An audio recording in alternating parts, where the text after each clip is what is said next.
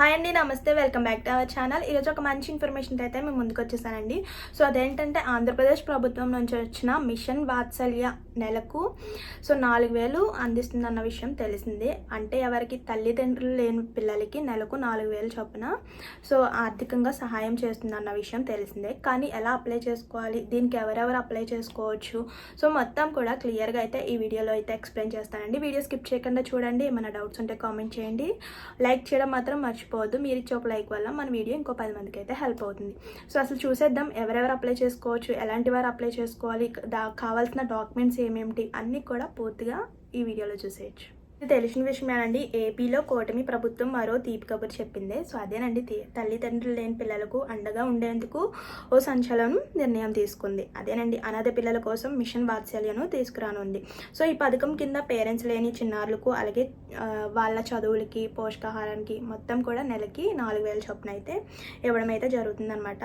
అసలు దీని యొక్క మెయిన్ ఉద్దేశం వచ్చేసరికి తల్లిదండ్రులు లేని పిల్లలకి ఆర్థికంగా సహాయం చేయాలని.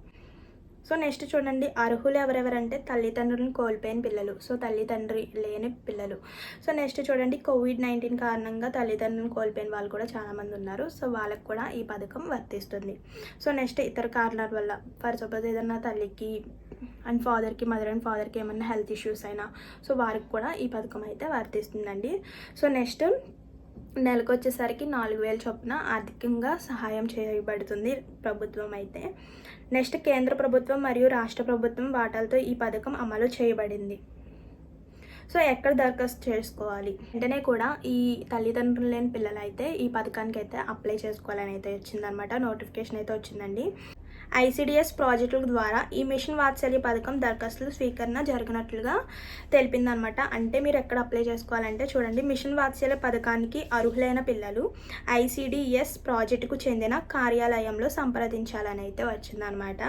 అలాగే స్థానికంగా ఉండే, అంటే ఎక్కడైతే మీరు ఏ గ్రామంలో అయితే ఉంటున్నారో వాళ్ళ దగ్గరలో ఉండే అంగన్వాడీ కార్యకర్తల్ని సమర్పించినా సరిపోతుంది. లేదా CDPO ఆఫీసులో దరఖాస్తుల కోసం సంప్రదించవచ్చు. ఇప్పుడు చెప్పాను కదండి, ఆ కార్యాలయంలోకి వెళ్ళి అయితే మిషన్ వాత్సల్య పథకానికి సంబంధించిన అవసరమైన పత్రాలను అందించాలి.